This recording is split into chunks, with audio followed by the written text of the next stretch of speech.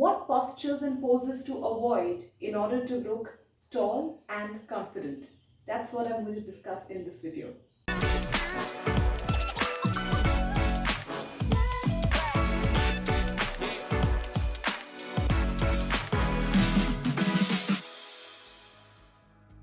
So you might know that there are some secret tips to try in our everyday life which don't really take a lot of pain and effort, and when we use them we appear tall and thin, and not to forget the most important, confident. So in this video I'm going to first show you the poses to avoid and then show you the correct version of those poses. So number one, avoid any sort of a torso closure. Torso is this part of the body, and when it's hidden, it does not communicate the confidence that we want to exude, especially when we're standing and trying to create a good impression on people.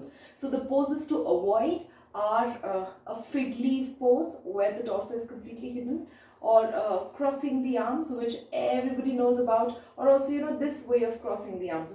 Even when we casually stand this way in social setups, that's not sending the right kind of message, unless you're okay with that. If you're comfortable and you don't really care about whether you're looking confident or not, or what kind of image you are setting. But if you are worried about either of these and you do want to consciously appear and feel confident, then these are not the poses for you to try. Instead, try a steeple pose. A steeple is a neutral version of a fig leaf where your torso is not exactly covered, but yeah, in order to avoid the awkwardness of the torso showing, you are kind of bringing your hands together. Now I understand that this steeple pose has been overused and it's a very political kind of a pose now, and personally I don't use this as much anymore because yeah, it just looks very staged and it takes away the authenticity from my posture. So there are versions of steeple as well that make us look more realistic. So standing like this, or just gently bringing our fingers together and standing this way, or covering one hand with the other. These are some of the ways that you can stand and speak, look tall and confident, and the torso is not hidden. Number two, do not bend your knee and stand. So many of us pretty subconsciously stand with a bent knee, and that just makes us look visually shorter than we actually are. So this is taking away all the confidence that you want to exude through your personality. So instead what you can do is stand straight and take 1 foot forward, and slightly, not too much, but just 1 foot forward. When you stand like this, you not only look confident and lean, but you also look progressive.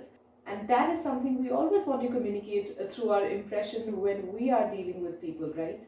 Number three, never hide behind objects. A lot of times when we are trying to give a presentation, or when we know we are in a situation where there are a lot of unknown people and we might be socially awkward, the first thing we look for is an object where we can stand behind.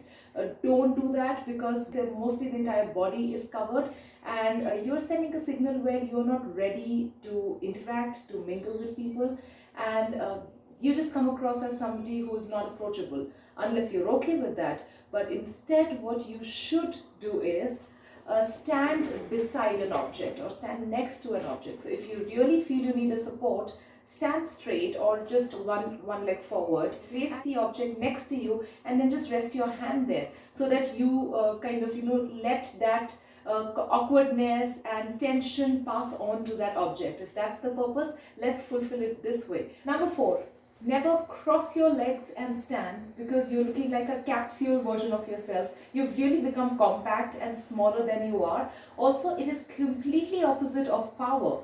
And I always talk about appropriate power when you are interacting with people, to exude the confidence. Open your feet till the width of your hip and open your hands till the width of your shoulder. I've spoken about this previously as well. So this is the better way to stand in order to showcase appropriate power, and not only to show it to others but also feel that kind of power in your body language. But the opposite of that is like really closing yourself. And why do you want to come across as petite, demure, as somebody who's shy, introverted? It's okay if we are introverted, that's fine, but we need to deal with that, and we need to be more mature about dealing with awkwardness and shyness. And number five, and I know you've heard this, do not make a scoop of your back, and do not hunch your back and or droop your shoulders, because when we stand like that, again we appear visually smaller, and it is taking away all the confidence from our personality. So this is not the way you want to stand. Even for demonstration purposes, I'm just feeling very uneasy by standing this way.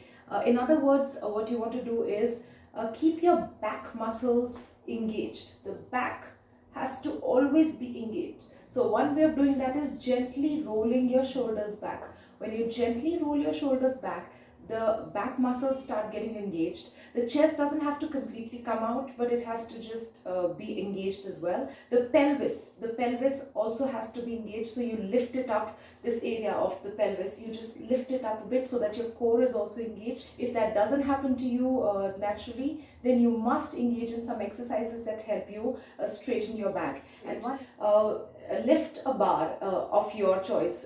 Kilos don't really matter. Take a bar if you have, and just press it down and take it up, and press it down and take it up, and this way you're engaging your back muscles, and back is going to just get more straightened with this exercise. Another exercise you can try is that find a backrest and place your hands against the backrest. It could be just a wall as well. So place your hands completely against the backrest and stand like that for about 30 seconds to 1 minute. Do this each day, and you'll realize that you're getting some tension and pressure in your back, because it has to be forcefully straight. So please be careful if you have any back or shoulder injuries. Don't do that if you have any back or shoulder injuries. But if you don't, then this is a great way to ensure that you stand in a more wide manner, and that your back is engaged, and that is definitely going to make you appear more confident. Alright, these are my 5 points, and now it's over to you. In the comments, please let me know out of these which are the poses that you're going to try, the correct postures, and which ones clicked with you instantly. Thank you so much for watching, and take care.